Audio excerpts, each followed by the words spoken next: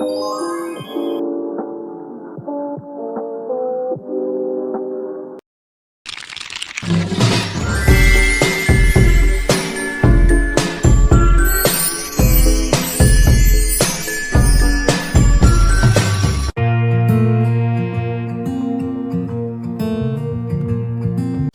warahmatullahi wabarakatuh, Ibu Hasnaini. Waalaikumsalam warahmatullahi wabarakatuh. Apa kabar Ibu? Alhamdulillah baik. Mohon isi waktunya sebentar untuk berbincang-bincang dengan Ibu. Ya, silahkan. Kebetulan juga hari ini saya lagi kosong, Bu. Begini Bu, saya ingin mengobrol tentang kegiatan supervisi akademi yang akan saya lakukan di kelas Ibu. Ya. Untuk itu saya ucapkan terima kasih sebelumnya kepada Ibu karena Ibu sudah berkenan untuk saya supervisi. Ya, silahkan. Nah, sebelum dilaksanakan kegiatan supervisi, ada yang namanya kegiatan praobservasi. Tujuan dari kegiatan praobservasi ini pada supervisi akademik adalah untuk mengetahui sampai sejauh mana persiapan yang Ibu lakukan dalam melaksanakan pembelajaran di kelas nanti. Jadi, ada beberapa yang ingin saya tanyakan kepada Ibu terkait pelaksanaan supervisi yang akan dilaksanakan. Dari percakapan ini, kira-kira apa nanti harapan Ibu? Pada saat nanti saya di supervisi itu, Ibu, harapan saya adalah ada perubahan atau kekurangan-kekurangan saya dalam mengajar itu bisa saya ketahui melalui supervisi ini. Karena namanya guru, Ibu, tidak ada yang sempurna dalam proses pembelajaran. Mungkin kita merencanakannya dengan baik, akan tetapi ketika sudah tiba di dalam kelas, terkadang kondisi atau situasi siswa yang biasanya kondusif tiba-tiba berubah. Jadi seperti itu. Nah, kalau boleh tahu, nanti kegiatan supervisi materi apa yang Ibu akan ajarkan? Rencananya sih sesuai dengan jadwal ke depannya. Ini kan kebetulan, Bu, saya sudah beberapa tujuan pembelajaran saya sudah selesaikan. Ini ada beberapa yang ingin saya rencanakan. Kayaknya materinya itu mapel bahasa Indonesia bisa, Bu, ya? Bisa. Oke. Mapel bahasa Indonesia mungkin nanti, Bu, tujuan pembelajaran yang akan saya ajarkan ke depannya ini adalah nanti itu bagaimana peserta didik itu mampu memahami informasi dari media audio, teks oral ataukah teks yang dibacakan atau didengar, Ya. baik secara lisan maupun tulisan. Jadi nanti itu anak-anak saya rencanakan, saya akan sajikan sebuah informasi dan mereka analisis seperti itu. Informasinya ini bisa berkaitan dengan dirinya sendiri, keluarga atau lingkungan. Terkait dengan materi Ibu, hal apa yang sudah Ibu persiapkan kaitannya dengan materi yang akan Ibu ajarkan pada proses pembelajaran nanti? Rencananya nanti ini, Bu, yang pertama itu saya harus lihat dulu kesiapan belajarnya peserta didik saya. Apakah mereka terbiasa dalam membaca atau meliterasi suatu bahan. Tapi rata-rata di sekolah ini saya lihat kegiatannya adalah, ada kan kegiatan literasi, Bu, ya, setiap hari Rabu ya, diprogramkannya. Di situ saya harus tes sedikit. Nanti saya berikan sebuah bahan bacaan, ataukah saya nanti tampilkan sebuah video. Setelah mereka melihat video tersebut atau membaca sebuah teks, nanti saya akan tanya-tanya informasi apa yang bisa kalian dapat di teks seperti itu. Alhamdulillah Ibu telah mempersiapkan segala sesuatunya sebelum masuk kelas. Terkait materi yang Ibu akan ajarkan, kira-kira apakah ada tantangan yang dihadapi oleh peserta didik nantinya? Kemungkinan tantangan yang akan dihadapi oleh peserta didik nanti itu kan tingkat analisis anak-anak itu dalam memahami sebuah informasi kan berbeda-beda, Ibu.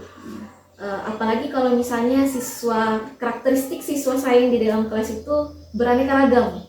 Ada yang mungkin sudah cakap dalam menanggapi suatu bacaan, ada yang belum, bahkan ada yang perlu intervensi khusus dalam artian membaca saja masih terbata-bata, apalagi harus memahami informasi secara utuh. Seperti itu.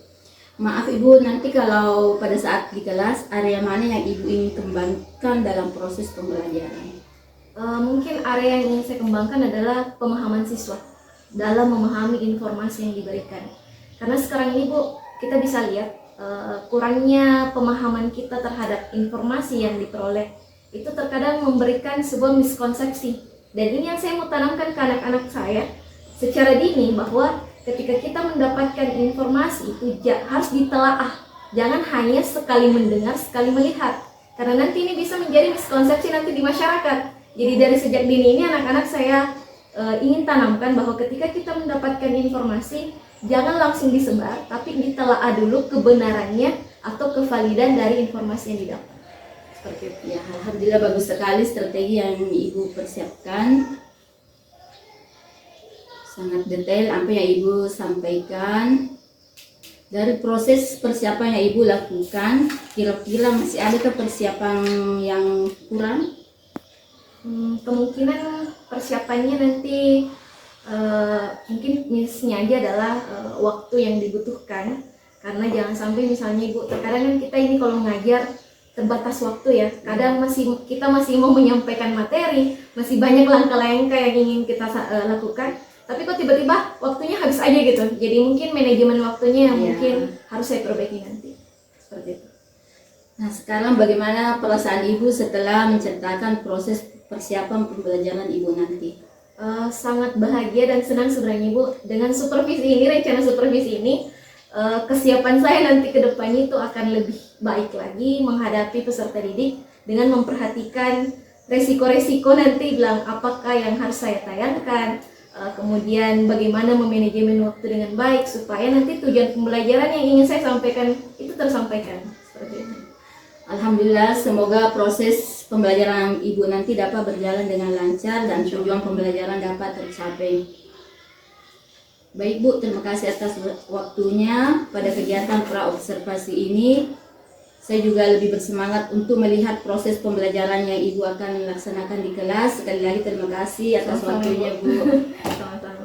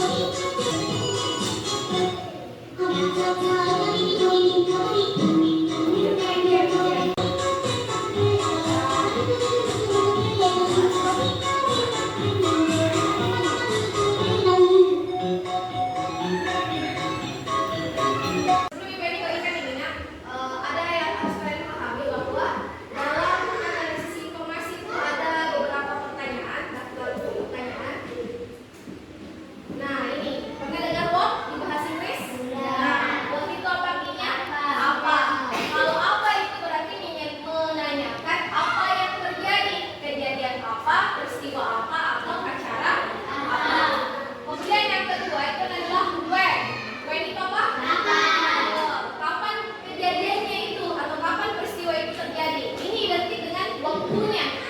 Nah, jadi nanti kalau ada pertanyaannya kapan, berarti jawabannya adalah tentang waktu. Ya. Nah, ada nggak? Yang itu apa? Di mana? Artinya tempat kejadiannya itu di mana? Berarti jawabannya adalah lokasinya, kotanya, oke, atau unsur tempatnya. Kemudian yang keempat itu adalah who. Siapa yang terlibat dalam peristiwa pelaku? Korban, pemeran utama, apakah figuran? Figuran itu adalah orang yang terlibat. Oke, orang yang terlibat bisa juga lembaga atau organisasi. Ya. Yang kelima adalah why. Itu artinya apa kalau why? Kenapa atau mengapa kejadian itu bisa terjadi? Biasanya ini adalah penyebabnya apa? Jadi kalau ada pertanyaannya mengapa peristiwa itu terjadi, berarti yang dimaksud adalah alasannya, penyebabnya. Dan yang terakhir adalah how. Apa artinya how? Bagaimana proses peristiwa itu akan terjadi. Paham oke? Ketika ini ya Allah, yang ini green. Oke? Nah, perhatikan videonya dulu ya. Video yang kalian akan tampilkan di atas, silakan baik-baik. Jawaban soal yang itu ada di video, jadi perhatikan nih.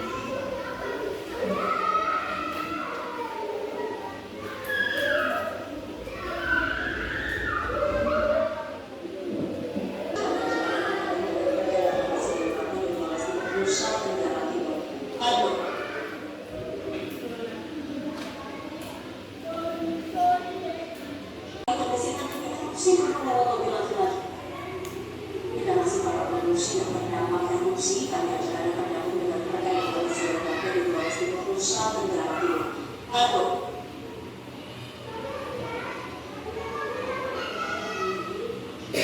ini dan juga bersama pertanyaan Anda seberapa banyak pengungsi. Memang Indonesia hari ini sekitar pukul 12:58 waktu di sana. Kondisi pengungsi saat ini tidak terbiasa logistik gitu ya. Untuk logistik secara keseluruhan sudah terpenuhi, dari makanan, air bersih, masker semua sudah terpenuhi dan tersedia. Bahkan yang berbicara dengan warga tadi ada dikatakan bahwa untuk sendiri ini sudah terpenuhi setiap harinya 3 kali sehari. Maka keras yang mana dari Ramadan juga yang serta pemerintah salah satu dari Kementerian Sosial.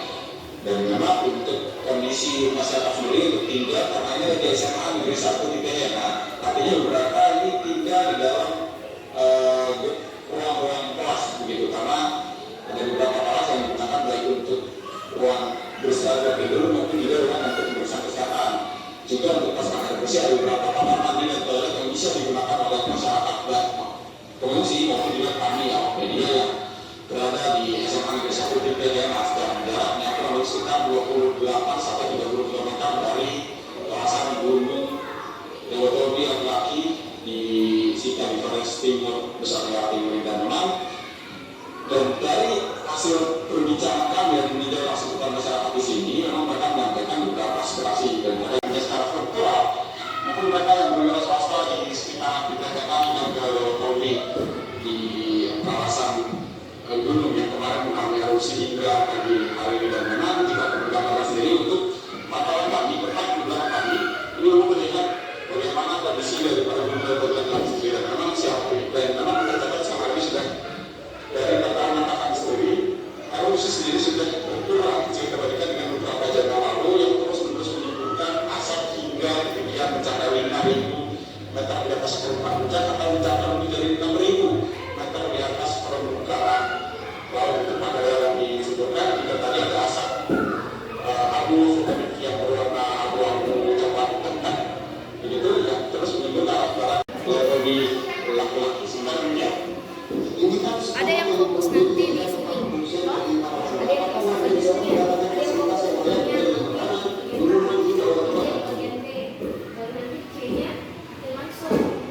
Fokus di satu lagi. Iya, itu hasil memang untuk desa yang ada sendiri yang dengan beberapa kali di kawasan itu memang untuk fasilitas penunjang baik dan air bersih terus menerus bertambah baru saja ada 2 tahun yang baru disuruh baik air bersih yang dapat digunakan untuk mandi dan kegiatan rumah tangga yang fasilitas penunjang yang dianggap seperti makanan, paket makanan, bantuan sosial juga sudah ada. Memang sebagai catatan kemarin ini ada waktu untuk secara muslim yang tiba semuanya sudah dilihat meski ya sebagai catatan saat ini sekitar 300 pengungsi yang ada di sekitar desa di daerah.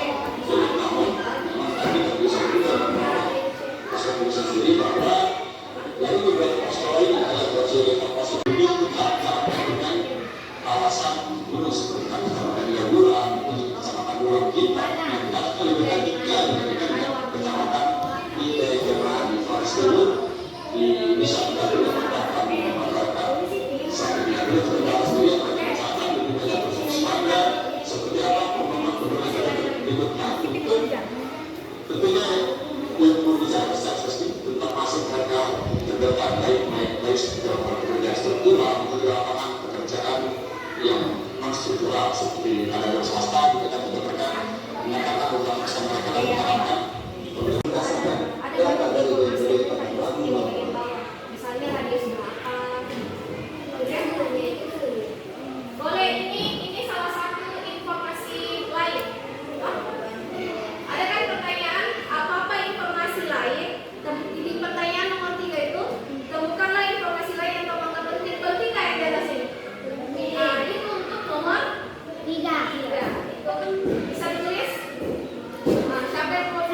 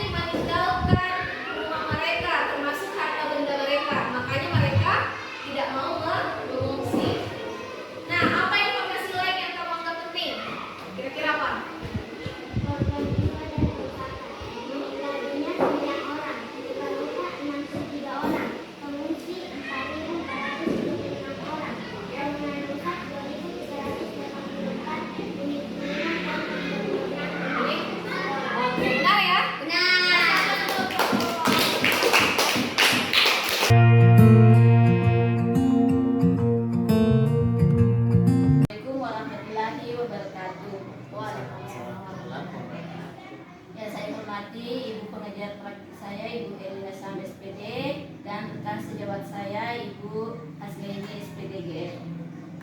Pada tahap ini saya akan melaksanakan kegiatan percakapan pasca observasi sebagai tahapan ketiga pada kegiatan coaching untuk supervisi akademik. Assalamualaikum warahmatullahi wabarakatuh Ibu Hasnaini. Waalaikumsalam warahmatullahi wabarakatuh. Bagaimana kabar Ibu hari ini? Alhamdulillah baik. Baik Bu, saya mohon izin meminta waktunya sebentar. Hari ini kita akan melakukan percakapan pasca observasi ya Bu. Ya, silakan. Pada bulan lalu kita sudah menyepakati bahwa setelah kegiatan observasi di kelas, kegiatan mengajar yang sudah saya amati, kita akan melakukan percakapan pasca observasi. Kegiatan percakapan pasca observasi ini tujuannya adalah untuk membantu Ibu Hasnaini melakukan refleksi terkait pelaksanaan pembelajaran yang sudah dilakukan di kelas kemarin. Kemudian rencana aksi pengembangan diri yang akan Ibu lakukan terkait peningkatan kompetensi pembelajaran yang berpihak kepada murid. Baik Bu, saya ingin mengetahui terlebih dahulu bagaimana perasaan Ibu Hasnaini setelah melakukan praktik mengajar kemarin. Ya, setelah kemarin praktik mengajar, perasaan saya itu sangat senang Bu ya dan bahagia. Karena penyebab rasa senangnya saya itu adalah saya banyak mendapatkan pelajaran kemarin. Oh, ternyata ketika saya sudah mengajar, meskipun perencanaan saya secara maksimal sudah terlaksana, tapi rencananya bagus Bu ya, tapi ketika sudah dilakukan di dalam kelas ternyata terkadang kondisinya berbeda. Itu. Jadi saya perlu kayaknya melakukan rencana yang lebih baik dan aksi yang lebih baik gitu. Baik Bu. Jadi dari tujuan pembelajaran yang sudah ditetapkan di dalam modul ajar kemarin, apakah dari pelaksanaan pembelajaran itu sudah dapat tercapai tujuannya Bu? Kalau tujuan pembelajarannya alhamdulillah tercapai Bu, tetapi mungkin masih kurang maksimal ya. Jadi kemungkinan nanti ke depannya ini saya harus memaksimalkan dan melihat kira-kira letak kekurangannya itu di mana supaya dia lebih maksimal lagi.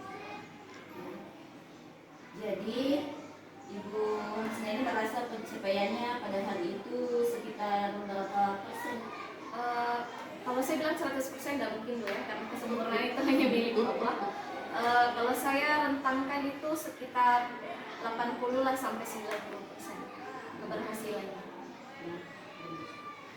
Kemudian menurut Ibu bagian mana yang sudah baik dari pembelajaran yang sudah dilakukan dan bagian mana yang perlu ditingkatkan? Kalau merefleksi kembali, bagian yang sudah baik itu menurut saya keaktifan siswa, karena saya tujuannya kemarin untuk mengaktifkan ke semua siswa itu alhamdulillah sudah aktif, meskipun ada beberapa siswa yang masih perlu saya pancing saya pancing sikapnya Bu supaya lebih aktif. Kemudian dari kemarin kan saya itu Bu, mohon izin saya ceritakan sedikit. Kemarin saya tampilkan video Bu ya, karena kebetulan tujuan pembelajaran saya itu adalah informasi, menganalisis informasi. Jadi saya tampilkan video ini untuk anak-anak yang mereka memang suka menonton itu. Kemudian ada saya berikan LKPD Bu, di LKPD ini menulis. Jadi ini untuk anak-anak yang suka menulis.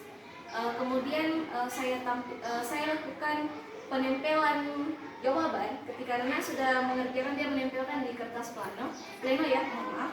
Itu untuk melakukan keaktifan siswa yang gaya belajarnya kinestetik. Jadi menurut saya kemarin teknik-teknik yang saya pakai itu kemungkinan besar sudah menyeluruh ya untuk kebutuhan siswa menurut pribadi saya. Ya. Kemudian untuk meningkatkan kualitas pembelajaran yang dilakukan oleh Ibu Hasnaini terkait pencapaian pembelajaran yang berpihak kepada murid, tindak lanjut apa yang Ibu akan lakukan? Tindak lanjut yang mungkin akan saya lakukan karena masih ada yang kurang maksimal, maka yang pertama perlu pemahaman lebih terhadap karakteristik siswa saya, kesiapan belajarnya seperti apa. Kemudian saya akan melakukan kolaborasi dengan guru-guru, karena bukan cuma saya mengajar di kelas 5 Bu ya, ada beberapa guru yang mengajar tentang bidang studi. Ini nanti saya akan saling tukar pikiran bagaimana menghadapi anak-anak supaya semuanya itu belajar sesuai dengan kebutuhannya, kesiapan belajarnya, supaya nanti di dalam kelas itu tercipta kondisi belajar yang efektif dan efisien. Baik, luar biasa Bu, rencananya sudah Ibu targetkan. Jadi dalam rangka pengembangan kompetensi Ibu akan memperbaiki kegiatan yang belum terlaksana secara maksimal, melakukan kolaborasi dengan lintas sejawat dalam menyiapkan bahan pembelajaran yang beragam yang sesuai dengan karakteristik siswa dan mencari informasi terkait model pembelajaran yang bervariasi ya Bu. Baik. Terkait dengan rencana pengembangan diri yang Ibu akan lakukan, kapan Ibu akan memulainya? Secepatnya Bu, karena hal seperti ini nggak boleh ditunda-tunda Bu ya, apalagi ini tentang kebutuhan peserta didik, kita nggak perlu bilang nanti-nanti, harus insya Allah Bu sesegera mungkin saya akan melakukan kolaborasi secepatnya. Baik, luar biasa Bu, terima kasih Ibu Hasnani atas waktunya yang sudah diluangkan untuk percakapan pasca observasi ini. Semoga kegiatan supervisi akademik yang kita lakukan ini bermanfaat, terutama buat peserta didik dan terkait peran kita sebagai pemimpin pembelajaran. Mudah-mudahan kedepannya kita bisa saling berbagi. Nah, di akhir percakapan ini saya ucapkan terima kasih dan keluarganya. Assalamualaikum warahmatullahi wabarakatuh. Waalaikumsalam warahmatullahi wabarakatuh.